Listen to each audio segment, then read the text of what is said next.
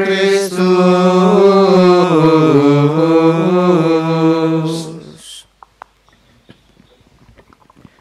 Para frater, suster, Romo dan saudari-saudara terkasih,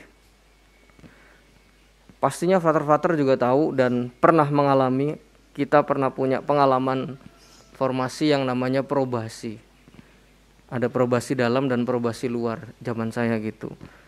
Ketika probasi luar dulu saya mendapat tugas 1 bulan di bengkel bubut. Saya tidak punya pengetahuan tentang bubut-bubutan gitu ya. Jangka sorong aja saya nggak tahu bentuknya kayak apa gitu.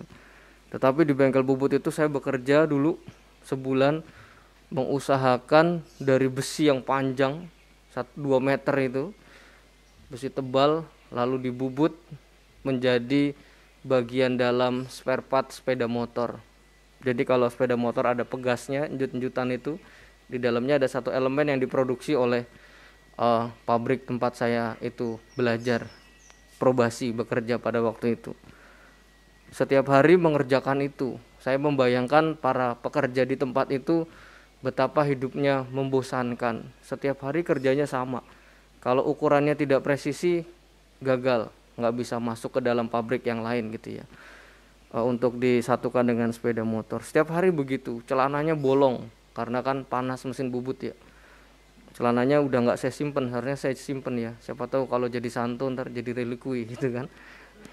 Ya.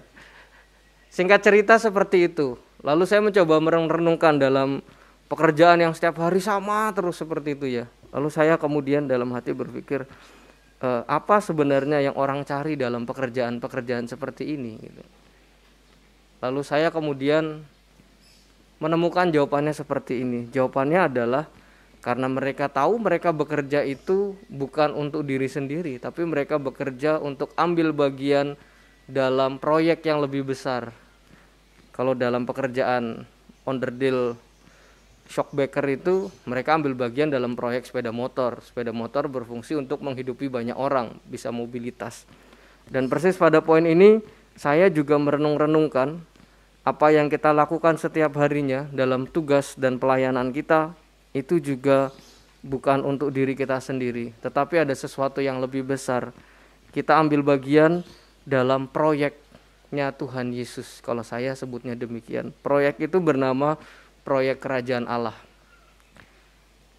Dengan tugas yang masing-masing, frater-frater dengan kebidalan masing-masing, belajar, suster-suster yang setia dengan bagian pelayanan yang masing-masing, saudari-saudara yang ada di rumah. Kita semua punya peran dan tanggung jawab masing-masing.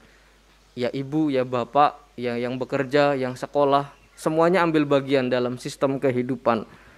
Dan ketika kita bisa menjalankan dengan baik dan kita menyadari apa yang kita lakukan, tujuannya untuk apa, saya yakin banyak berkat berlimpah untuk kita.